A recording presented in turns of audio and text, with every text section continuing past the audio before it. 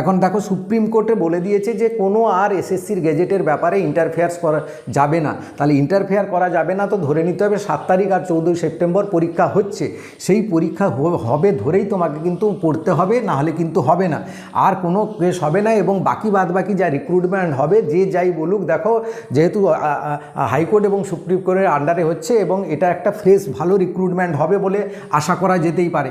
এবার edit option actually কবে আসবে এবং তোমার টার্গেট কত থাকা উচিত রিটিনে দিলে তুমি চাকরিটা পেতে পারো।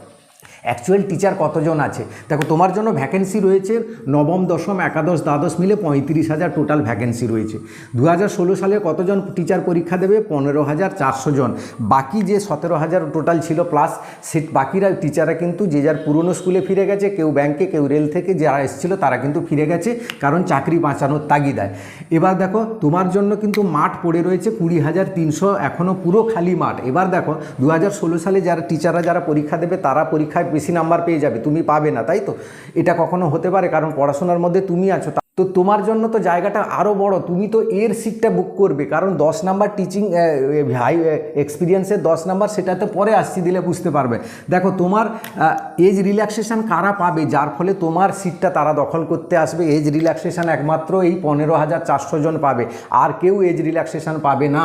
তার মানে 2016 সালের যারা পরীক্ষার্থী পরীক্ষা দিয়েছিল, যারা ওয়েটিং লিস্টে আছে বা যারা রাস্তায় বসে আছে পরীক্ষা দেবে বলে, তারা কিন্তু এজ রিল্যাক্সেশন পাবে না। তাই তারা আর রাস্তায় বসবে না, সুপ্রিম কোর্টের অর্ডার অনুযায়ী তাদের বসতে হবে না, কারণ তারা পরীক্ষাই বসতে পারবে না, ফর্মটাই ফিল আপ করতে পারবে না। কারণ 16 থেকে 25 10 বছর হয়ে গেছে, বহু ছেলের মানে 80% ছেলে মেয়ের এজটা 40 পেরিয়ে গেছে, আর তারা পরীক্ষায় বুঝতে পারবে না। এবার দেখো আরেকটি ভয় পাচ্ছ অনেকে যে 2010, 11, 12 সালে কতজন টিচার যারা টিচার রয়েছে তারা পরীক্ষায় বসতে পারবে। 2010 সালে যারা পরীক্ষা দিয়েছিল তারা এমনি 35 সাল হয়ে গেছিলো বা 35 বছর 30 বছর হয়ে গেছিলো। এবার এই 15 বছর 10 থেকে 25 15 বছরে তারা আর পরীক্ষা দেওয়ার মতো জায়গায় আছে বলো? বা 11, 12 সালের যারা টিচার রয়েছে বা যারা আপার প্রাইমারি থেকে হাই স্কুলে আসার চেষ্টা করছে, এবার নবম দশম একাদশ দ্বাদশে যাওয়ার চেষ্টা করছে, তারা পরীক্ষায় বসবে না। কারণ এই যে 2016 প্যানেলে যেটা হচ্ছে 25-এ, সেটা একটা জটিল প্রক্রিয়া চলছে। কে নিজের পাকা হাতের চাকরিটা ছেড়ে দিয়ে এই 25-এর ভ্যাকেন্সিতে জয়েন করবে বলো? কেউ করবে? কেউ করতে চাইছে না। তাই কিন্তু জায়গাটা তোমার ফাঁকা রয়েছে, কম্পিটিশান বেশি নেই। এবার দেখো যেটা শোনা যাচ্ছে এসএসসির হেল্প ডেস্ক থেকে, বলছে প্রায় 50,000 মতো ফর্মে ভুল আছে।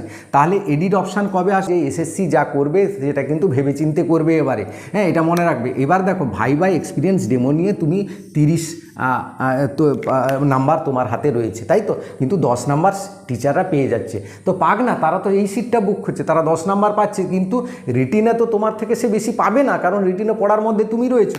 এবার এক্সপিরিয়েন্সের ভাইবার যে 10 নাম্বার, ডেমো যে 10 নাম্বার, সেখানে যতই কম দিক, এই 15,000 বাদ দিলে বাকিদের তো আর কম দেবে না, তো তুমি তো ভালোই নাম্বার পাবে এখানে, তুমি যদি ঠিকঠাক ডেমো দাও, ঠিকঠাক ইন্টারভিউ দাও। তা এই 20 নাম্বার তো তোমার হাতের মধ্যে আছে, এখানেও তো যুদ্ধ করার একটা বড় অস্ত্র রয়েছে। কিন্তু যুদ্ধ করার আগে কেন অস্ত্র ফেলে দিচ্ছ? কারণ কোনো জীবনে কোনো কিছুতেই সাকসেস আসবে না যদি যুদ্ধ না করে জিততে পারো। কোনো চাকরি সহজে হয় না কিন্তু। তাই এই কটা দিন তোমাকে উঠে পড়ে লাগতে হবে তোমার জন্য, তোমার পরিবারের জন্য, তবেই কিন্তু চাকরিটা পাবে।